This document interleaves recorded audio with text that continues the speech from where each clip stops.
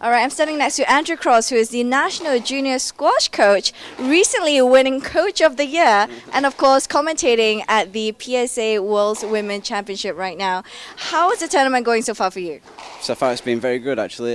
We had a lot of kids in qualifying. We had 8 girls in qualifying and 3 girls in the main draw.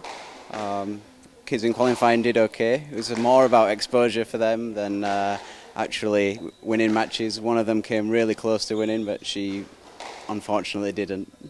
Well, here's the thing with a tournament like this, with plenty of star players, how does it affect the Malaysian squash scene though? Now it's being held in KL. Yeah, obviously it's great to have the event here. We wanted it here last year.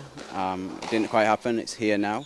It's great for our kids to see how the professionals do things, how they warm up, how they cool down, how they hit the ball.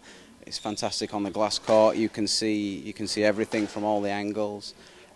But it's good just for the kids just to be hanging around these players and seeing what they're doing daily. When they're out of the event, what happens. So far it's been a very good week.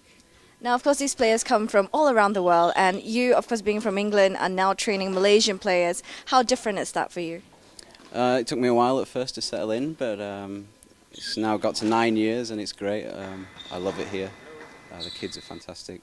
They work usually very hard, but there's occasional days where it doesn't go to plan, but usually it's good. And yeah, it's fantastic. Now, let's talk about our local squash talents. How are they doing so far?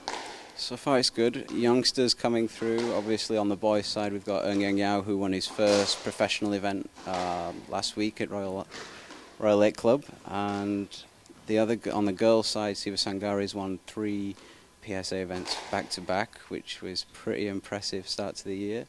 Aifa Azman won the British Junior Open this year for her second time, and she's done really well in a few of the PSA events as well. So it's looking pretty promising actually. How do you think the squash scene in Malaysia will grow within the next 5 years? Hopefully with a lot more events that we're having and a lot more people coming over, we're hoping that these kind of people stay around and our kids can learn off them. And hopefully, I mean, the next best thing is to have another Aslan Nicole, Beng Hee. That's what we're after, kind of thing, to try and replace that golden generation. And we're hoping that the next batch of kids can do that. All right, last but not least, let's get back to the tournament. What are you most looking forward to, Andrew, when it comes to the PSA Women's World Championship? Obviously, everyone comes to watch Norel Shabini. She's very entertaining.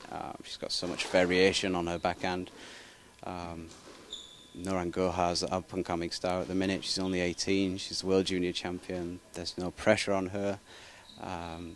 She could be very impressive. That could be a semi-final match. Obviously, Shabini's got to play Nicole. That could be a very interesting match tomorrow night, I think. That could be the pick of the event. Well, we're looking forward to the weekend already. Thank you very much, Andrew, for being with us here on All Sports Asia.